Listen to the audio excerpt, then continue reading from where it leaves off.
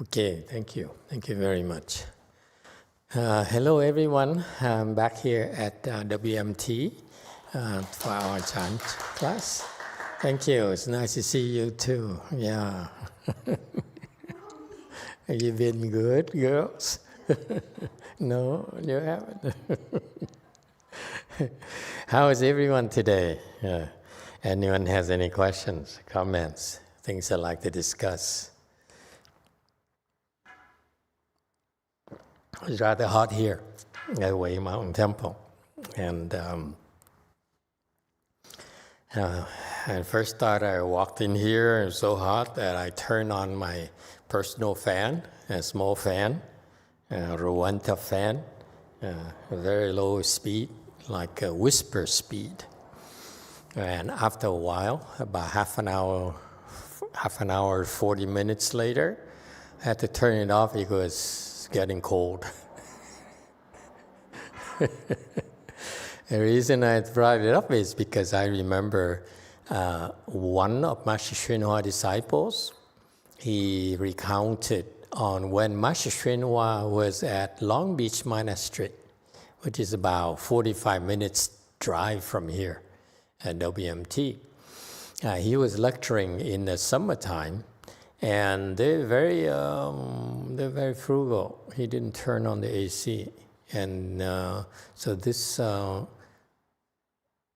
young novice monk who was attending to him, he was saying that he stood behind Master Hsuan in his Dharma seat, and he saw how Master Hsuan was sweating in the back profusely. I said, wow, how interesting. I love to hear stories like that from his disciples to sort of like reconstruct what his life was like and what he was doing. Because this is one of my biggest regrets in life, was to come too late. By the time I came, he was on his way out.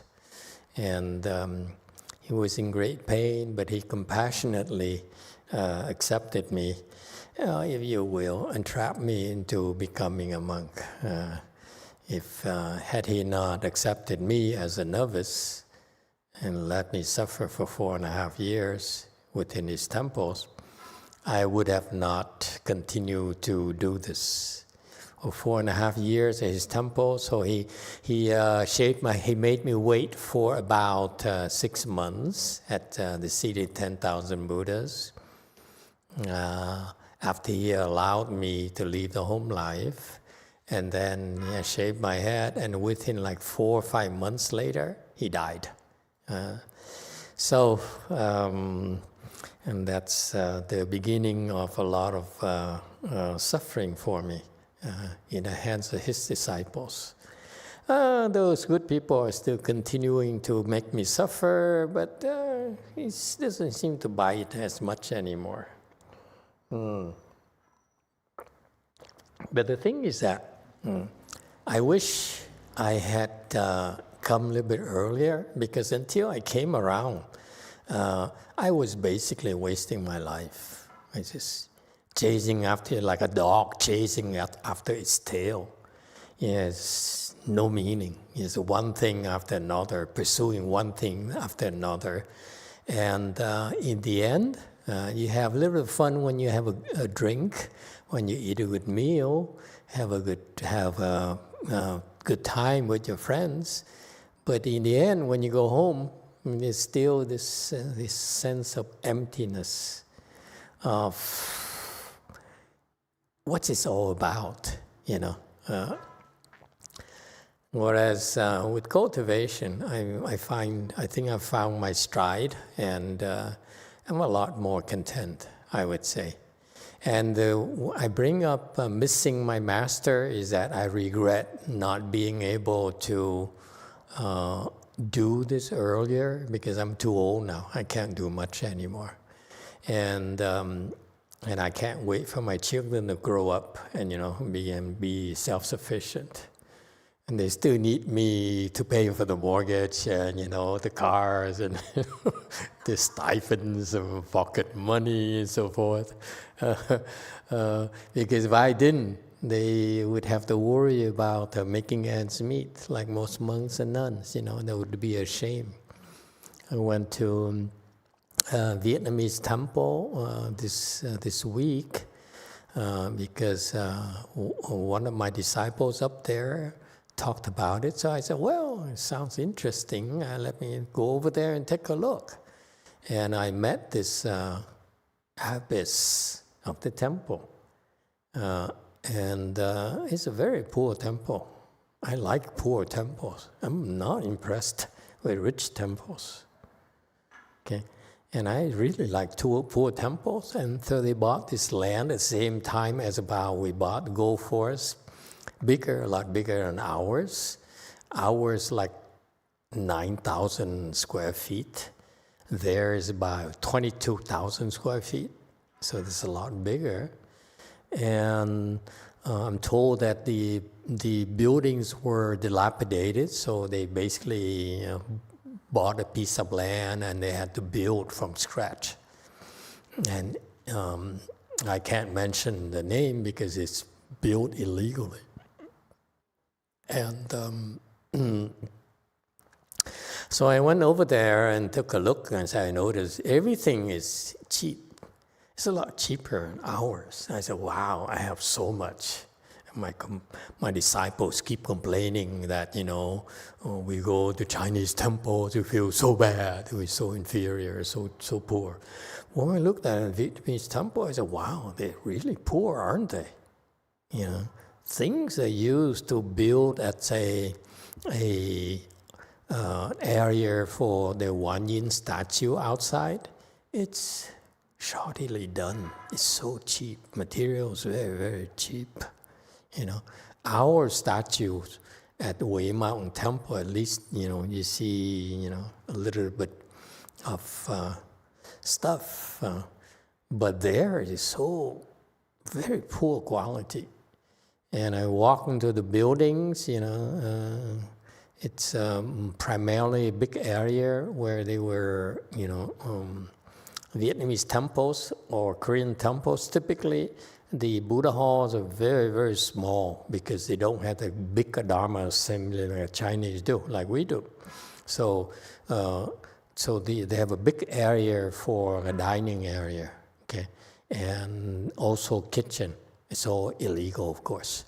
And so I got in there and bought a few things, and I met the abbess. I said, wow, how interesting that they can be this poor, because usually Vietnamese temples have been around for that long, usually tend to do well. Sales Vietnamese are pretty nice. They're very supportive of all the temples. Actually, Vietnamese temples in the San Jose area, the building, they're the same thing. They buy a lot and buy a next lot, and then they get a permit and apply for a permit, eventually build a big temple. Okay, and so for them to be this kind of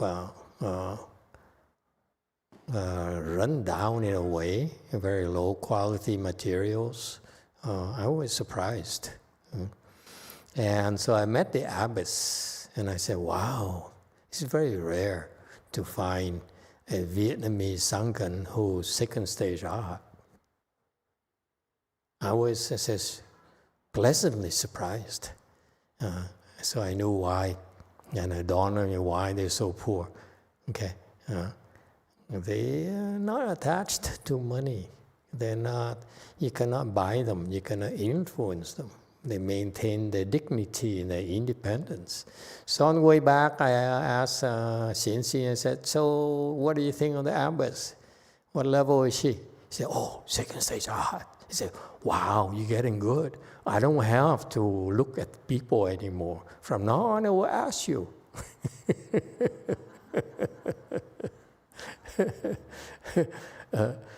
And you see, We poor, so I like poor monks, poor nuns, poor temples. And Master Hsuan too. His temple used to be pretty poor, pretty unimpressive, if you will. And so anyway, I miss Master Hsuan. I really wish I could have met him a lot earlier, and let him entrap me and become a monk. But at least if he done that sooner, I'd be able to stick around and maybe help him out a little, maybe help him live longer. I feel that I could have helped him live longer, because none of his disciples were willing to die for him. I would be willing to die for him. That's how much I idolize him. And so, had I left home life earlier, sooner, 10 years sooner, maybe he would have stuck around 10 years longer, Anyway, but I didn't have enough blessings to draw near such a great, great monk. So here you have, all you have is me, lowly me. Okay. Anyone has any questions? Yes, 8. Hi, Master. I have a question about Universal Worthy Bodhisattva. Yes. He has a great vows, and especially second one. Mm-hmm. He says, praise all Buddhas.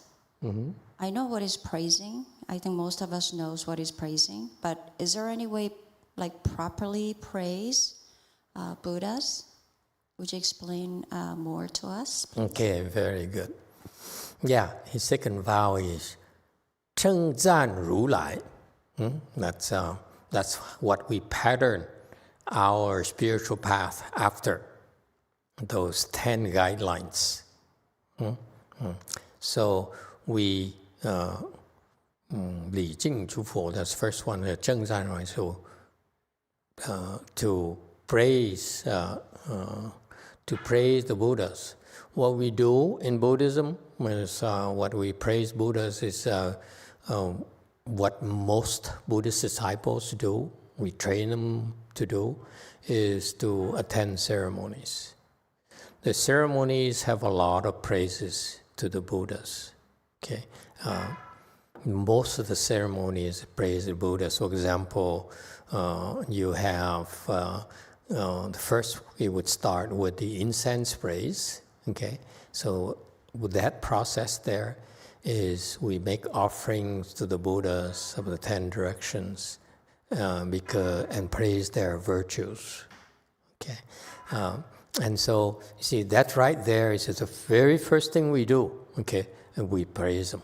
The second point, that's the second point. The first point is 礼敬诸佛. So you pay homage and jing and worship the Buddhas. So as soon as you walk into a Buddha hall, that's number one. That's what we do. We bow to a triple jewel.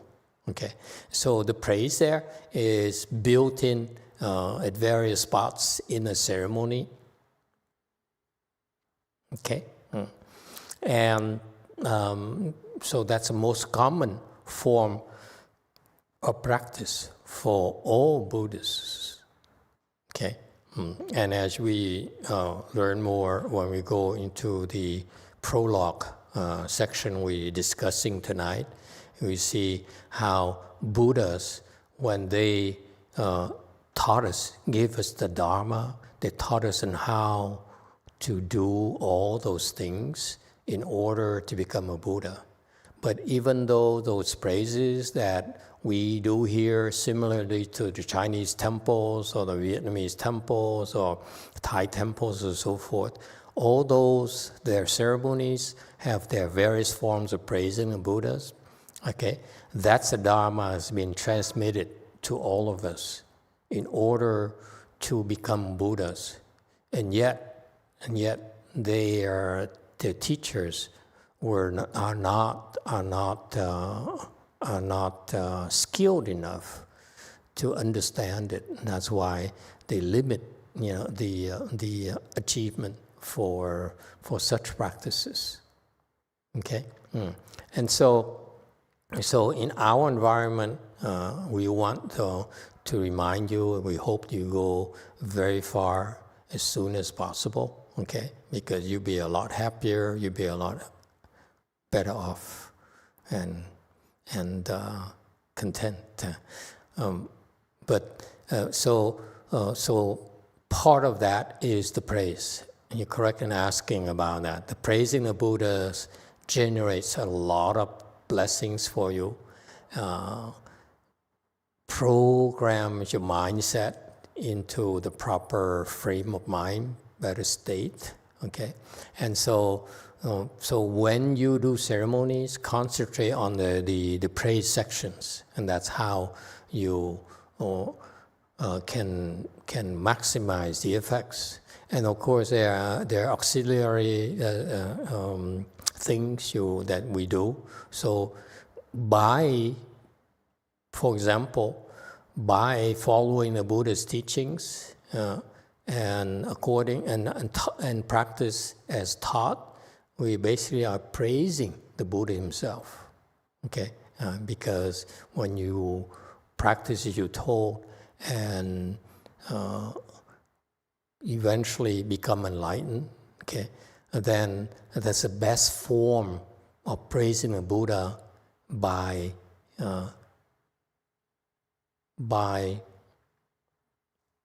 demonstrating what he's about, that his teaching is correct.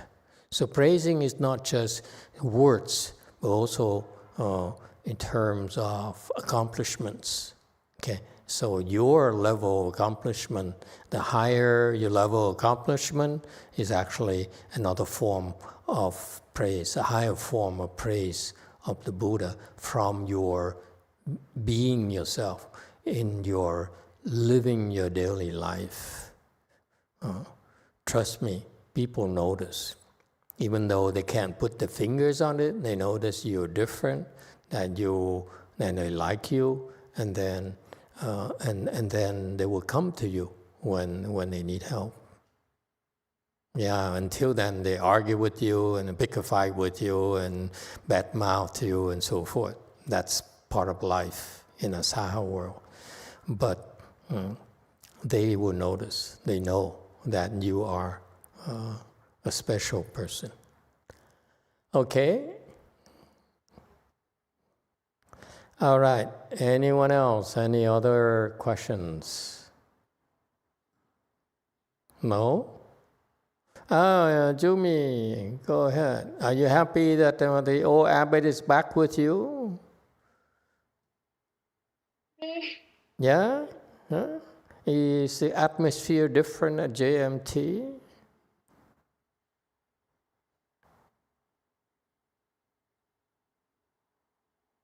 Same as before.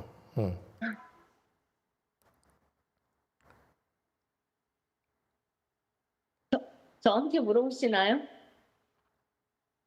노스님 오셔서 행복하고요. 보살사 전체 분위기는 잘 모르겠어요. I'm happy that Master C came, but I don't know about the atmosphere of JMT. Oh, okay. 네, 마스터 질문은 뭐냐면 지금 방금 설명하신 그 부분에 대해서 제가 오래전부터 궁금했었는데요. 네.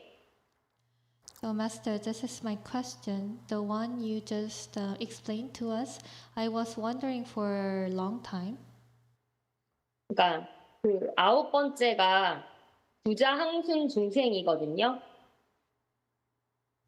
So the ninth one, the ninth vow is saving all living beings and following their wills.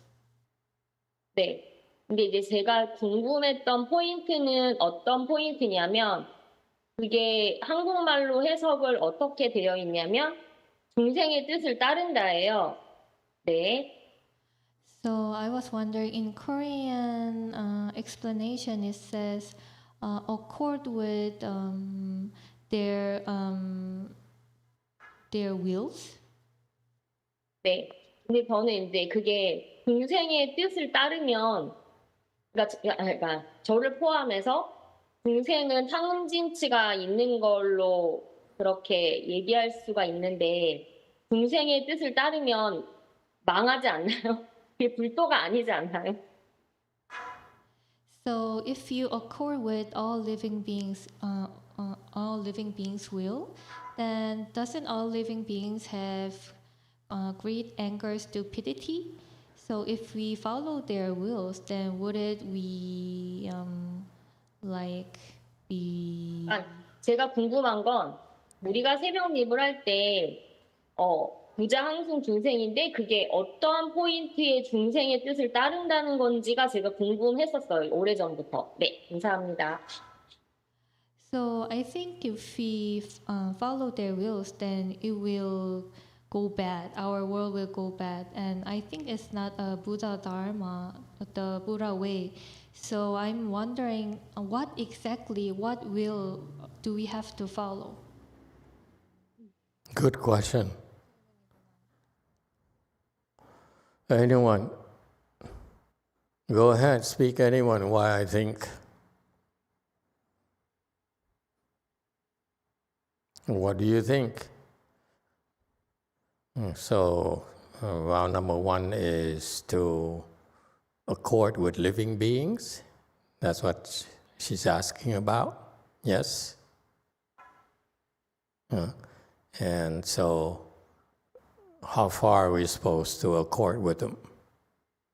To the point where we're spoiling them or what?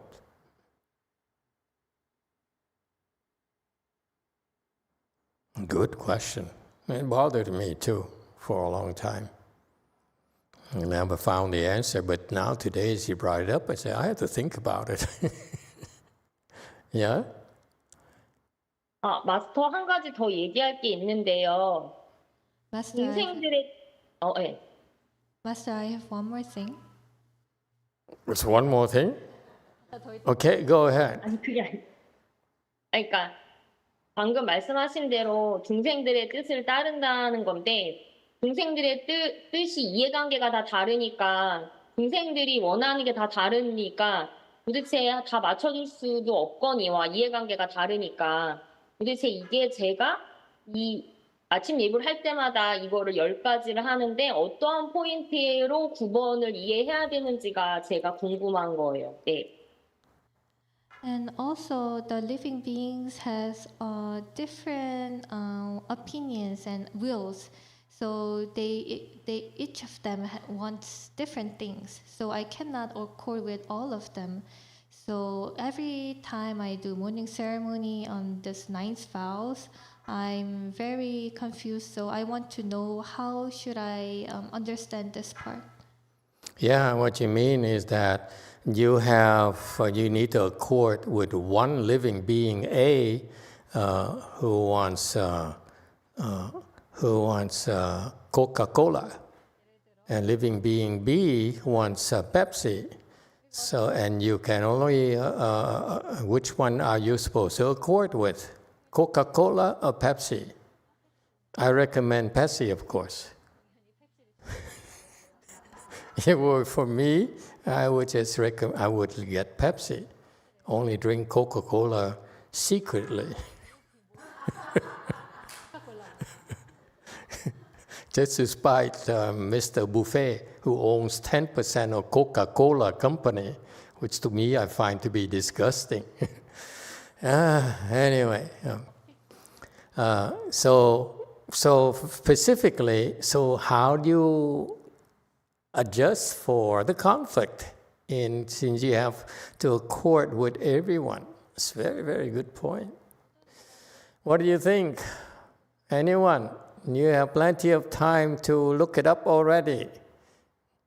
Okay? With ChatGPT nowadays, it should be automatic for all of you. Chat 4.0 is free, so yes, 8.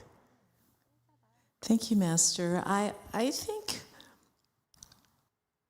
you have to use your own discretion. Obviously, you can't You can't help everybody, anyhow. You have to pick and choose. Okay. And then, So is it Coke or Pepsi? well, hey, Pepsi.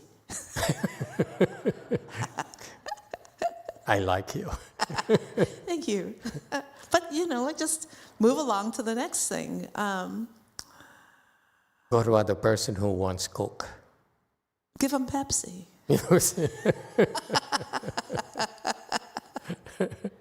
Okay, good point. All right. I mean, it has to also fit in with what you feel you can actually do. It's a matter of principle, right? Man, we stand for Pepsi. We don't like the Coke guy. Well, but the other part is, it's like when you have children, you have to decide how much you give into them, or a spouse, how much you give into them.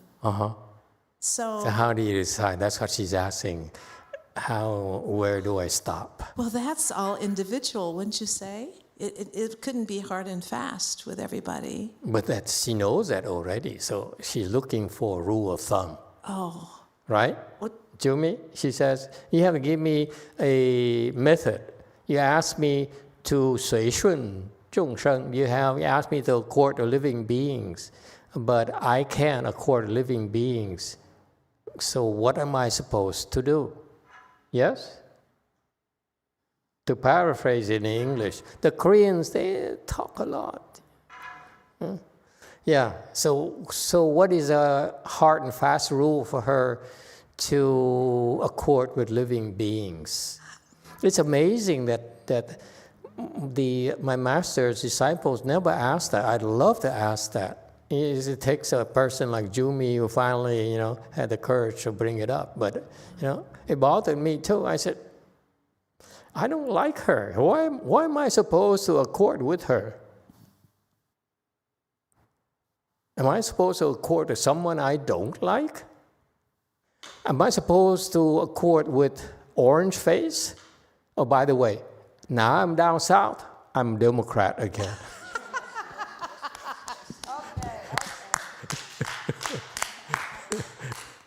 Okay, yeah. Hey, I never forget my roots. Yes, sir, in the back. Master, in the light of elections coming in November, can we ask who should we vote for? In accord with the Dharma? You have to accord to living beings. It's going to be Democrat, Republicans, or Independent, or I don't care. Okay? So what's a hard and fast rule? Anyone? Does this kind of get you started now? We're talking about getting to venture into, to wade into politics? Yes, 8. Master, in my case, I think I understood as do not reject, having an open mind and ready to listen to them. I think that's where I could start from. Okay, good point. Yeah. Okay, son. 네. 안녕하세요, 마스터. 저도 안녕하세요. 방금 말씀하신 것과 같은 생각을 먼저 했습니다. 모든 사람들이 다 각각 원하는 바가 다르고 의견이 다를지라도 우리는 흔히 그 사람을 마주했을 때 내가 싫어하는 것은 일단 리젝트 하려고 하거든요. 그러니까 그런 자세를 버리고 일단 그 사람을 수용하려고 하는 마음을 먼저 내서 모든 중생을 아우러야 된다고 그렇게 혼자서 생각하고 있었습니다. 감사합니다. So as like Sarah said, I thought the similar way. All the people has their each wantings and their opinions are all different. So I think we should try to, and all the people actually reject what they don't want. So I think we should get rid of that attitude and try to embrace others' opinions. Very good. Yes, DTT. I was thinking, by the way, anyone watches the Olympics? I love it. It's just 3-4 years, once every 4 years. You know, it's just like the event of the year. And I saw an ad for Samsung folding. When you talk to someone, that folding there, the folding phone, they flip the phone up like this. And so when they talk to you, and it's so. On the other side, there's a screen as well, so you have simultaneous translation. It's so cool. You know, this is the way of the future. We don't need to learn languages anymore. It's just like it's just instantaneous translation. It's so cool. I'm not suggesting you should give me a Samsung Fold.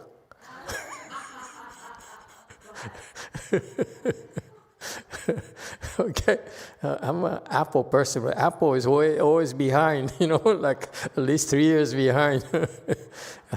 Well, anyway, too much data to migrate to Samsung.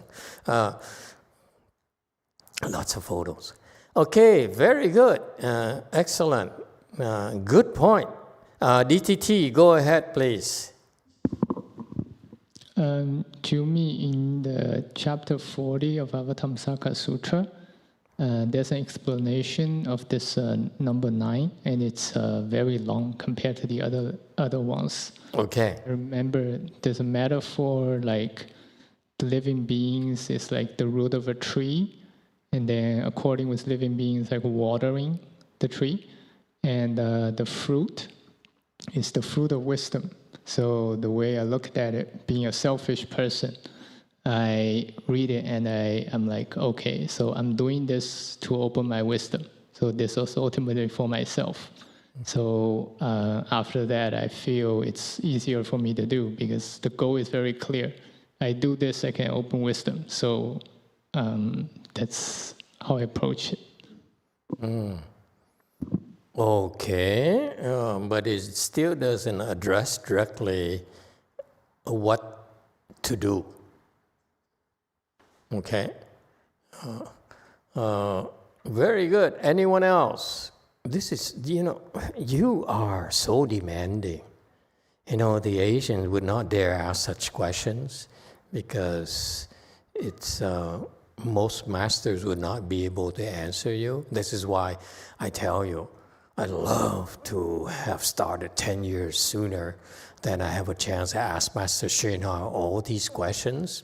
And when you ask me, I just, like Ray there, I say, you know, according to Master Shenhua, this is what you're supposed to do. But since I can't, I don't have that opportunity. What am I supposed to do? Huh? Anyone else? Good question. Okay. Vietnamese, Chinese, Korean, I'm waiting for all of your wise inputs. Anyone? This is what you recite every morning in the morning ceremony. What have you figured out so far? Yeah?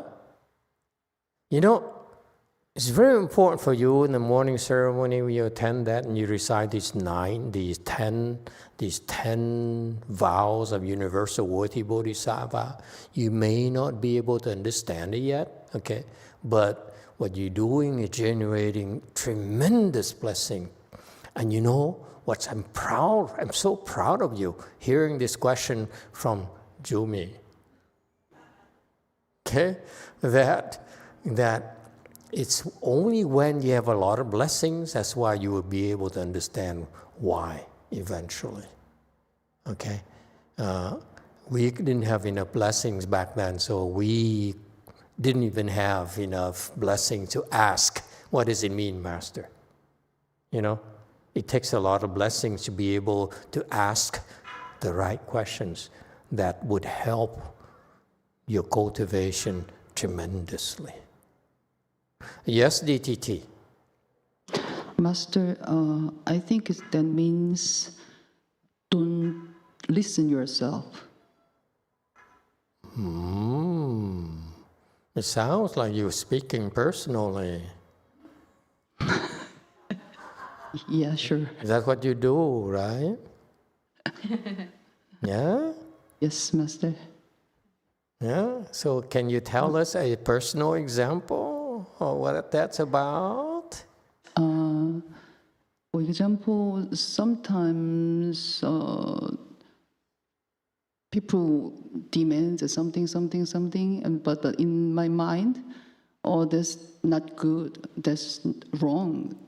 But later I recognize, I need to listen, don't listen myself. I'm proud of you. There's hope for you. Now I look at you as just a pretty voice. Okay, kid, I'm very good. Just the next person, please. There's so many people now. This is very good. I'm so excited. Yeah, you guys this is beginning to pay off. Yes, you have your collective wisdom is so impressive. Go ahead. How do they know it's their turn? Is there a way to let them know it's their turn without me telling them?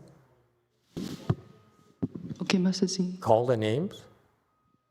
Okay, call the names. Which one? Oh, you mean which one? I just said call the names. I thought as a... Go ahead. So, is there a way for us to kind of cue them up? Cue them up? So why don't we do this as a procedure? Because we're going to have a lot of different names from different languages. So as I go through this process here, let me say, let's go to the online responses. Okay, next. And then someone would call the names. Could be in Korean, could be in, God forbid. Huh? Can I explain a little bit? Sure, please do. So this is, on Master's screen here, we have a queue of people who raised their hands. But their names are in Korean, so Master's not able to call out the correct name for them. Yeah, because sometimes I don't recognize a character, and sometimes I pronounce it wrong, So it would be nice you put an English name.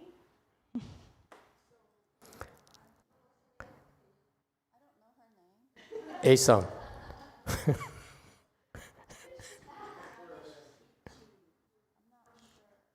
Thank you, Master. It doesn't matter. Any name that she recognizes, that's all that matters. Her name should be on the screen, right? Here we go. There you go. 윤애선님 Yeah, Ason. 질문해 주세요. Okay, there you go. Thank you. 감사합니다. 그리고 저는 그 부분에서 중생이라고 말할 때 그 중생이 단지 사람만을 뜻하는 건 아니고 우리가 흔히 표현하는 유정, 이 세상에 법위에 살고 있는 모든 생물체 그렇게 해석을 했어요. 그래서 해치지 말고 죽이지 말라도 그 중생의 뜻을 따르는 것이라고 생각을 했습니다. 그리고 사람을 대할 때도 메들링하지 말라고 간섭하지 말라고 하는 그 부분도 그 중생의 뜻을 따르는 것 중에 하나라고 생각을 했습니다. 이상입니다. So when on the ninth vow, when they say all living beings, I thought the living beings doesn't mean only human. I think it's all sentient beings, like all the living beings living in this Dharma realm. That's how I interpret it. So I think not killing them and not harming them is also according with their wills. So also when we deal with humans, if we don't meddle with their problems, I still think it's according with all living beings. Oh, sorry, I forgot. Very good. Excellent. Good point. Next online. DTT, please.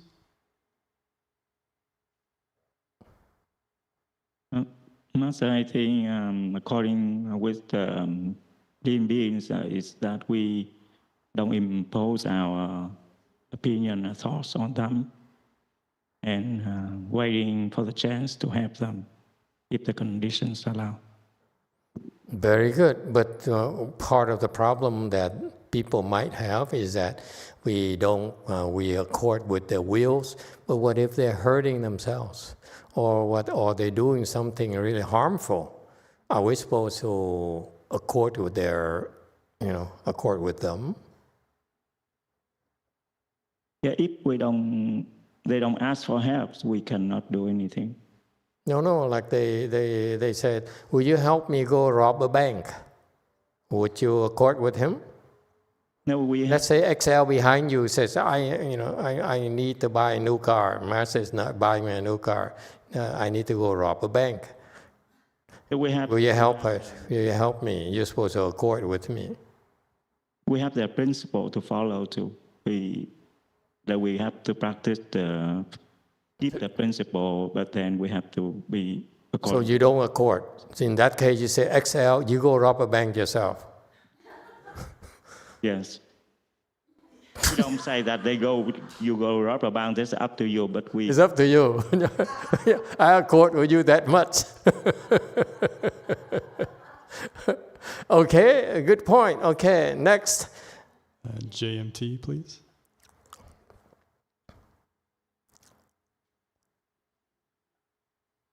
청순 중생의 의미는 중생이 깨닫도록 돕는 것이기 때문에. The meaning of according with all living beings is helping them to be enlightened. Help them become enlightened? No, they're absolutely not. Accord with living beings. And they don't even, in Chinese, they don't even have the word all, which is correct. Okay? Accord with living beings. I hope we don't have an all in a translation to English. All right, anyone else? Yes, next. Jumi, you're next. 마스터, 이거 좀 대답하시는데 좀 이렇게 좀 대답해 주시는데 좀 용이하시도록 부가 설명을 하면 마스터가 지침 주실 때 늘 하기 싫은 거 하고 죄송한데 약간 이런 말 하면 그런데 컴플레인은 아니고요. 저의 뜻을 그러니까 마스터도 그렇고 제 뜻을 따라주신 적이 없어가지고 아침 예보를 할 때는 중생의 뜻을 따른다고 했는데 맨날 왜 하기 싫은 거 시키고 그러지? 이제 제가 그렇게 해서 이거에 대한 이렇게 의문을 갖게 된 거예요. 포인트는 그래요. I'm sorry to say this to you, Master, but... Then don't say it. 그런 얘기하지 마. Accord with my desire. 나의 뜻을 따라라. But just to make it easier to answer for you so I can explain more. So when you give us an instruction, you always give me the instruction that I really don't want to do. Oh no! So this is not a complaint, but you never followed my will. So every time I do morning ceremony, at the ninth vow, it says, accord with living beings. And I wonder why it says accord with living beings, but you never accord with me. Okay, very good. Excellent. 좋다. You're always special, you know that.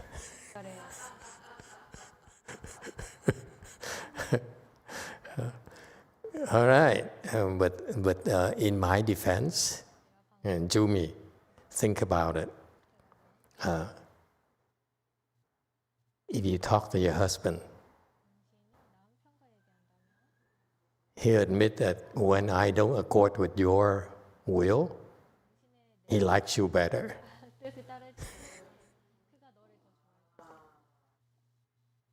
Yeah? So what do you want me to do?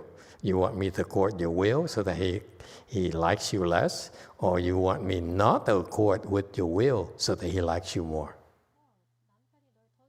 One or two? 마스터, 컴플레인도 아니고 남편이 저를 좋아하길 바라는 것도 아니고 Just one or 동생의 two. 뜻을 따른다면서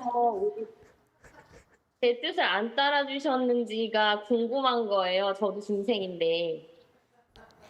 Master, this is not a complaint. This is just I'm asking. Yes, why sir. wouldn't you accord with me? I'm a Yeah. being too. Okay, I know you're not complaining, but one or two? Which one? One or two? 죄송한데 저는 정토에 가고 싶을 뿐이에요. I'm sorry, but I just want to go to Pure Land.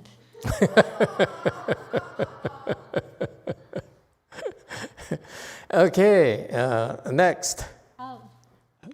JMT, please. 부산사. Di Đà Phật. Cái đây cũng là một cái thắc mắc của con. Thuận chúng sanh như thế nào? Thì hàng thuận chúng sanh tức là cái ý nghĩa là mình hy sinh cái của mình để mình làm vui lòng người ta. Thì tùy theo cái nghiệp báo của mình và mình muốn hy sinh tới bao nhiêu %. Chỉ cho nên mình muốn cho bao nhiêu. Mình tùy thuận thôi chứ không phải mình cho hết, mà tùy theo cái phước báo và cái trí tuệ của mình, lần lần nó sẽ phát triển. Đừng có nào cho anh thế nào cho đúng, thế nào sai. Tùy theo He's old, so that's why you have to encourage him. Không dịch đi không? 나이 들어서 그렇다.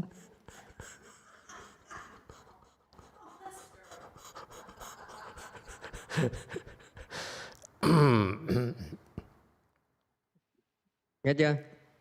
Yeah. Continue. Nghe rõ chưa? 해라. Yeah. Tức là mình dùng cái wisdom của mình á, mình quyết định là mình tự thuận cỡ nào và tự thuận ra sao. Theo cái wisdom của mình. Cái hy sinh của mình, cái ngã mình chấp tới đâu.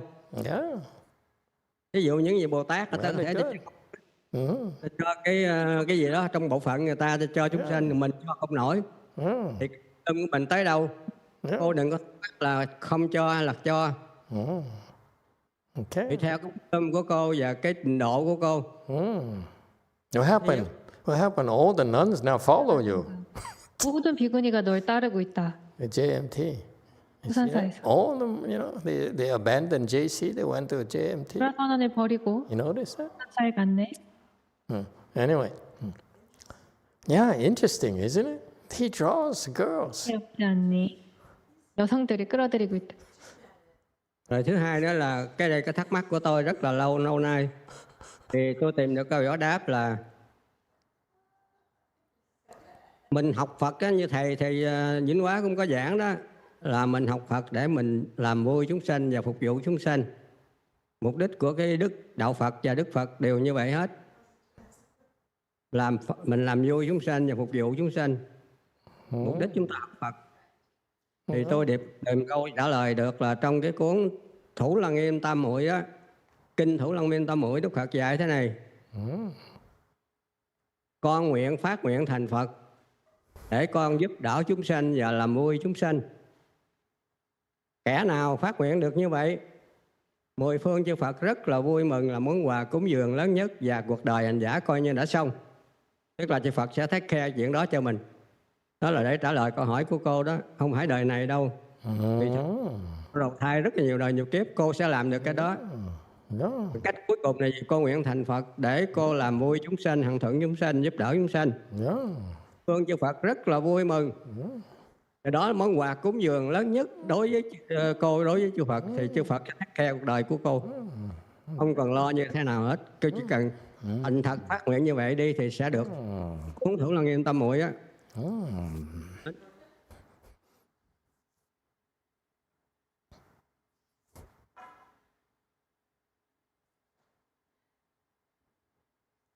Amitabha Master, this is also my question about constantly in accord with living beings how do we constantly in accord with living beings, is that we sacrifice what we have to please other people. It depending on our karma and retributions and how much we can sacrifice, how many percent, depending on our blessings and our wisdoms, gradually it will develop. And we have to use our wisdom to determine whether and how we are going to accord with living beings.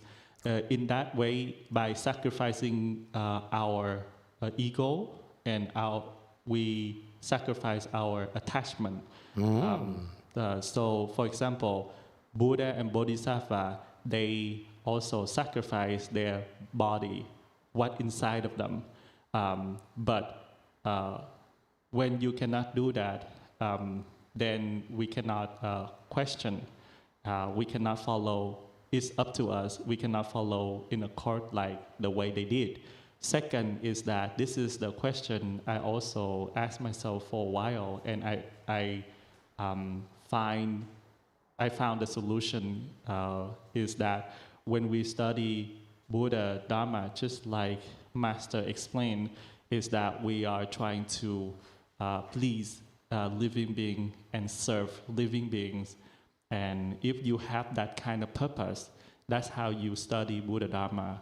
So I learned this from Shurangama Samadhi Sutra.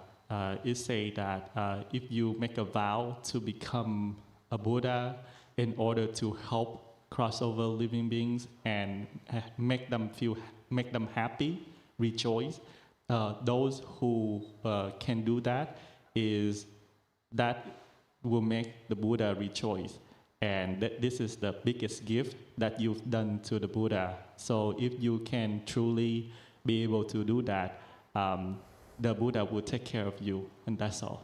Okay, so let me ask you then, Abbot, how often do you constantly accord with living beings in your daily life? Trong cuộc sống hàng ngày thì mình có thể làm được người ta vui cái gì đó thì mình cứ làm. Nó tùy theo cái wisdom cái ngày đó, hoặc là cái sức khỏe hay cái gì đó của mình có thể món đó mình cho, có thể ngày khác mình không cho, nhưng mà nó tùy theo cái nãy con nói là tùy theo cái nghiệp và cái wisdom của mình mỗi ngày đó. Lâu lâu con có làm được những cái món rất quý mà người ta cần để giúp người ta, con hy sinh rất là vui vẻ. Bắt đầu mình xuất ra mình cũng đau đó, nhưng mà rất là vui vẻ. Thì tập lần thôi, chứ không mình đâu phải là Bồ Tát mà mình cho tất cả, nhưng mà lấy cái đó là mục tiêu. Bớt cái ích kỷ, cái chấp ngã của mình thôi, chứ không có gì hết đó. Okay.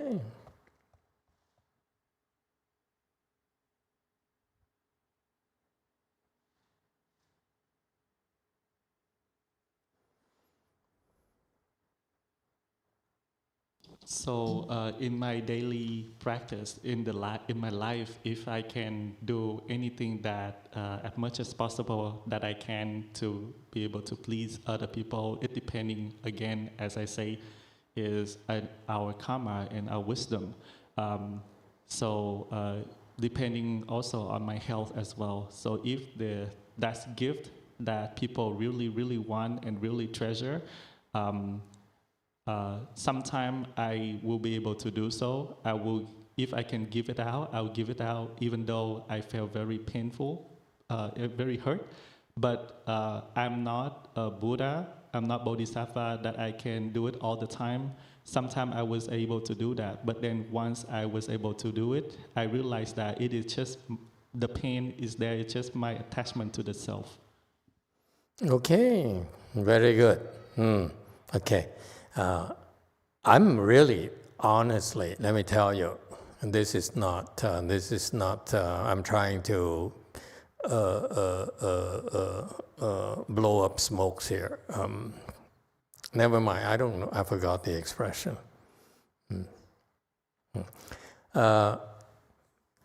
I'm really pleased with your perceptive questions. But I have a problem. If I tell you,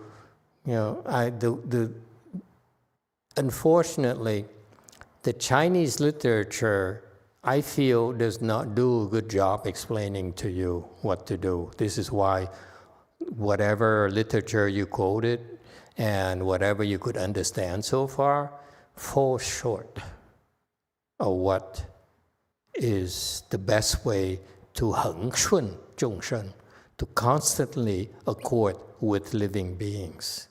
That's why you basically are unclear, and the Chinese are unclear, and so that's why they could not ask.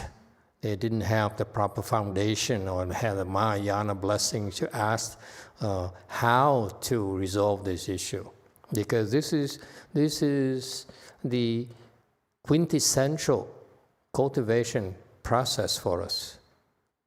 Okay, we call ourselves American Mahayana, we call ourselves American Chan, American Pure, and so forth. There's all pattern after all these, all 10 vows of universal worthy Bodhisattva. Okay, says JMT, quickly, I'm running out of time.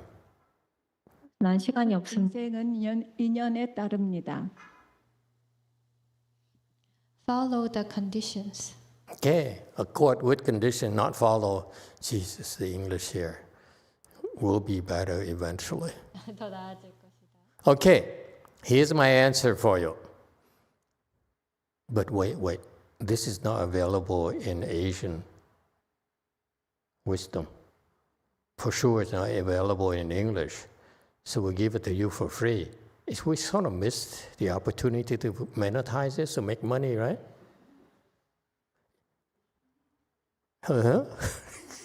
Then maybe I shouldn't give you the answer.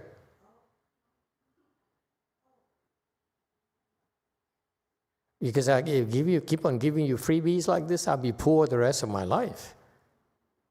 Forever. Already poor. Okay, fine. You convince me. Okay. There are two classes of people, enlightened people and not unenlightened people. Okay? So this teaching here, 恒顺众生 here, constantly accord to living beings, applies to both. So therefore, the answer for you should be clear to both of you. Unfortunately, my generation never asked my Chinese master, so all I have to offer you is my interpretation. And please take it with a grain of salt, okay? Because I'm probably wrong. So if you are an enlightened person, then you cannot always accord with living beings. When can you not accord with living beings? When they go against the precepts. You do not accord with them. Okay? If you're enlightened, if I classify you, I certify you to be enlightened already, okay, then you are not. You can use your wisdom. If you're 1G or higher, you can use your wisdom. You have more room, more freedom to accord with living beings. But below 1G, if they are against the precepts that we taught you, you don't have to accord with them. For example, they want to kill themselves. Okay, a woman recently came to help, and then I explained to her, and she's still just a leech. Okay, and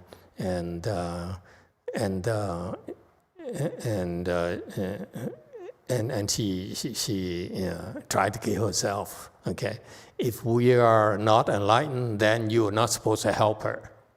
If you're enlightened, let her. It's okay. Okay, so my point, I'm joking, of course. Oh my God, you guys are so serious. Can't we joke a little bit? Okay, so my point being, seriously, if you are not you're 1G or below, You have the line that you don't cross, where if they want to hurt someone, hurt themselves, or break the precepts, do things that are against the precepts, we cannot accord with them. If you're 1G or above, you have more room, because even when people are trying to break precepts, okay, this is a chance for you to learn about your practice and wisdom and see how far you can go, okay? So there's a slight difference here between the two groups of people. 1G and above, you have a lot more freedom, okay?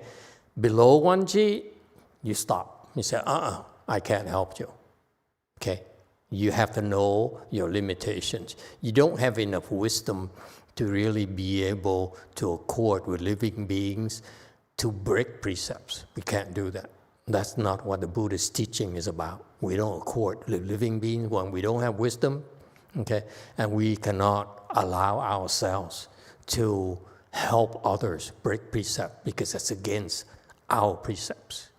So far, so good? That's a big no-no. If you're not 1G yet, don't go there, okay? I'm sorry, I can't help you. I'm limited, okay? The old abbot there, I asked him a question, very subtle. I asked it, how often do you constantly accord to living beings? He says, not very often. Precisely. You need to reach a certain level before you're able to really accord to living beings, okay? After you have wisdom. Okay, so it's a process. So what is a rule of thumb finally? Okay, the rule of thumb I give all of you, given that I gave you the range already, if you're below 1G, don't go there. If it's about breaking precepts, you cannot. You're above 1G, you can go a little bit more and more and more and more. You can try, okay? That's a range, okay? But what is the rule of thumb then for all of you that applies to both of you to fulfill this number 9 vow of universal worthy bodhisattva? Let me tell you, the Chinese don't have it. This is why I need to teach you so that you can surpass them. Okay? I don't have much time left. I need to review a lot of things for you so that you surpass the Chinese, so that when the Chinese come to you, the Asian come to you, say, see, we own Mahayana. And you can look at them and say, you don't understand Mahayana. Okay?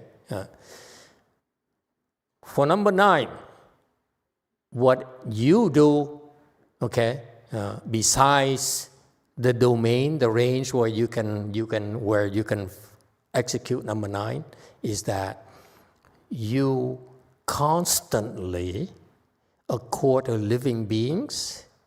And this constantly applies to what?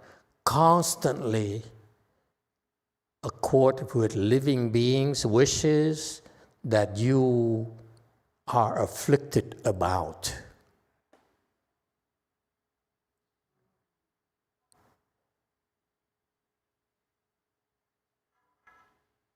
Okay, so for example, someone asks you, Master asks you, I want a red car. It's just an example. Yeah. Master wants a red car and it bothers you. You say, gee, he's a monk. Why would he want a red car? You know, has he thought about the maintenance costs, the insurance? Who's going to drive it? It's only 2 people. On and on. So you're afflicted about it, okay? So what you do is, because if you're really afflicted about it, then you give me money to buy a red car. Thank you. My point being, Heng Shun Zhong Sheng here is a process of cultivation where in the process of trying to accord with living beings, which one do you choose? Okay? You choose the one that really bothers you most, and you try to accord with them. Okay? That's our secret that the Asians don't have. This is why the Asians struggle so much. It's so slow. Okay, thank you everyone. Good luck to all of you.